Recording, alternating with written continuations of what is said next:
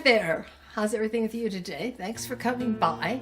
Today I'm going to have a special story about a leprechaun and a lesson that he teaches a young girl that there's more than a pot of gold about life.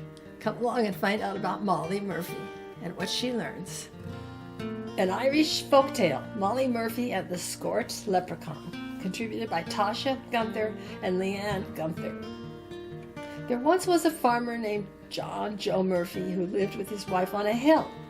They lived within 10 miles walking distance from the nearest town of Thurles in the county of Tipperary. Also, they had a daughter named Molly. Now, Molly Murphy, or as the kids in school called her, Molly Cotto, was a grumpy little girl. Not only was she so hot-headed and fussy, she also had a short attention span and no patience at all. The more the kids in the school teased her, the crankier Molly got. And the crankier Molly got, the more the kids in the school teased her. Whenever Molly was in a terrible mood, which was almost always, she would stomp out over the hundreds of mushrooms that lay around the sides of the pathway on her way home. One day, Molly had a terrible day at school.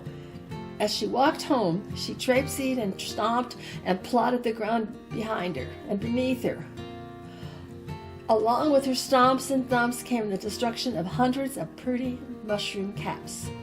Unbeknownst to Molly, a small little leprechaun had just happened to be nearby on this particular mushroom stomping day.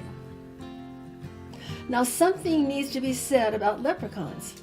Throughout Ireland, it is also known far and wide that one should never ever anger a leprechaun.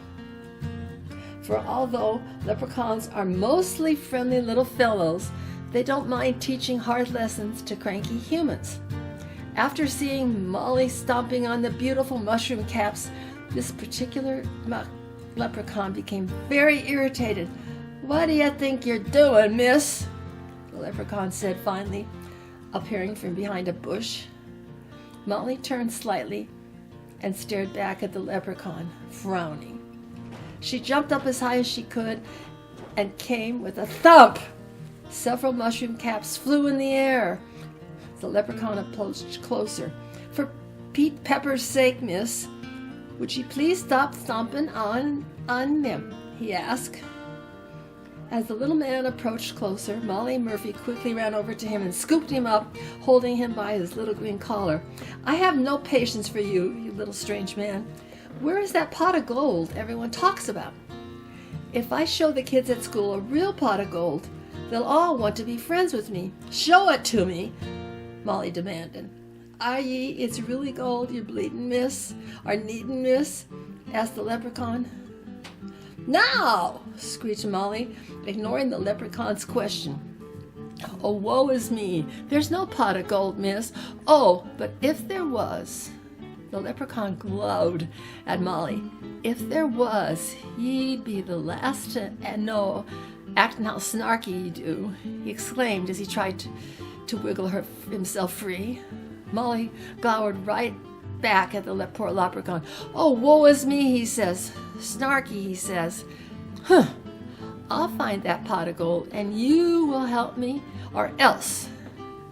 Then Molly walked 10 miles home with the leprechaun swinging helplessly in her grip. When Molly arrived home, she entered the kitchen and was happy to see a large pot of boiling water sitting on the stove. With a nasty grin, she dipped the leprechaun's feet in the water. "Youch! Youch! Stop that this instant! Ye're scorching my brand new shoes!" the poor leprechaun cried. "Fine enough you find that gold wherever you find me first," he exclaimed. As the sound of the commotion, Molly's mother entered the kitchen in a panic. She saw Molly holding the leprechaun and shouted, "Get out of the kitchen, Molly! You know the rules. Absolutely no leprechauns allowed in the kitchen." Leprechaun still in her hand, Molly shooed and scooted out of the kitchen past her mother. Molly fiddled to open the front door as she did, so the little green man managed to wiggle his feet and scurry away out of sight, singing, "Though ye ask for a pot of gold, there isn't what you're after. Yo would be much better served by love and friends and laughter. Molly shrugged. I don't need that silly leprechaun anymore. It's the pot of gold I need to find. So Molly ignored the leprechaun's escape and ran to the shed to grab her father's lucky shovel. As she approached the shed, 2 small dragonflies, one red, one blue, flew in front of her. They whizzed around her face, buzzed in her ears, and tickled her nose with their wings. Avoiding the dragonflies' fluttering attention, Molly grabbed the shovel and ran out of the shed, down the hill. She ran 10 miles back to the town to where she had first encountered the leprechaun. Once she approached the path surrounded by the hundreds of mushrooms, Molly searched behind the large shrub where the leprechaun had first appeared. She found a suitable spot for digging and began to work. Molly dug and dug and dug some more. She dug so deep that the top of her head could barely be seen when she stood inside the hole. Dusk had begun to surround Molly when she finally stopped for a rest. It quickly became dark, and so Molly became so tired that she felt as though she would be forced to stay in the hole all night. And that kind of scared her. Just as the tears started up to well in her eyes, Molly Murphy heard the familiar buzzing of the dragonflies. Earlier in the day, the 2 small dragonflies, one red, one blue, flew in front of her. They whizzed around her face, buzzed in her ear, and tickled her nose with their wings. Molly dried her eyes, climbed up out of the hole, and followed the little dragonflies who, luckily, led Molly home safely. Though she was dirty and tired, Molly didn't traipsy or plod or stomp on a single mushroom all the way, and was very happy when she arrived back home safe and sound. The next day, John Murphy noticed how strange Molly was acting. She was actually laughing as she played in the yard, chasing around the 2 little dragonflies, one red, one blue. Over the next few weeks on the way to school, when the children made fun of Molly, who was too busy giggling and playing with the dragonflies to pay any attention, and after a little while, no one bothered to tease her.